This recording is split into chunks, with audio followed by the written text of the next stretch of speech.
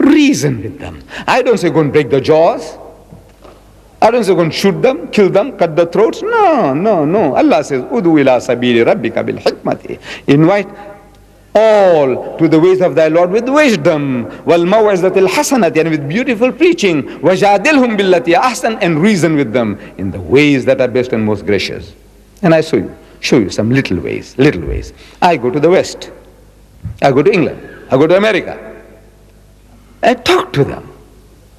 I says, English is a foreign language to me, which it is. It's a foreign language. I acquired this, because they conquered my country, and I went to a British colony, so they taught me English, so I learned English. If the French had conquered my country, I would be speaking French. If the Spanish had conquered my country, I would be speaking Spanish. But you Britishers, you English-speaking people conquered my country, so you taught me to speak English, so I'm speaking English to you. But look, it's a foreign language to me. I want you to help me with your language. You say in your catechism that Jesus is the only begotten Son.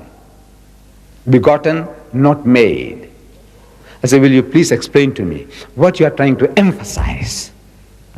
You are trying to tell me something special. You see, I can call any young man here my son, and I'm sure you won't mind, the child won't mind it, nor will the father and the mother mind it, calling your child my son. But if some person, not knowing our relationship, wants to know, is he really your son? So then I have to tell you, no, you see, this young man, I like this little child. He reminds me of my son at home, my grandchild at home, so I call him my son. And he loves me like a father, like a grandfather, like an old uncle. So he calls me uncle, or he calls me grandpa, whatever. That is a relationship.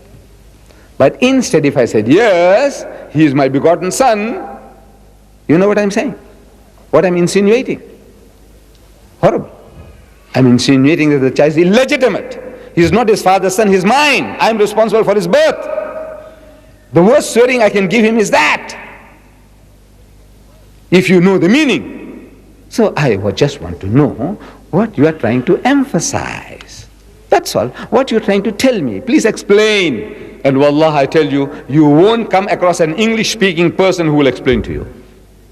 There's no harder blow you can give him than to plead with him, please explain, what are you trying to tell me? What do you mean when you say begotten, not made? What are you trying to tell me? How did it come about? Tell me.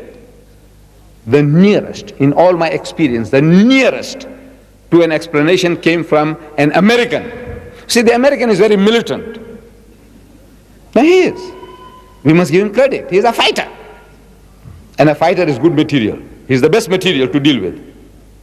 Not diplomats, beating around the bush and cutting favor with you and patting you on the back. Hypocrites. No, no, no. Let's have a straightforward, a fight, an intellectual battle. And the American is good for that. He's a man. So an American, I had him, with some people as visitors to the masjid. I happen to be one of the guides to the largest mosque in the southern hemisphere in my town, in Durban. And while I was guiding him, this subject cropped up, and I asked him this question, because I was asking everybody, nobody answers it. I'm asking him, this American. I said, what do you mean? He says, when you say begotten, not made, will you please explain? He said, yes, it means sired by God. I said, what? He said, no, I don't mean that, but you asked me what it means, I'm telling you what it means.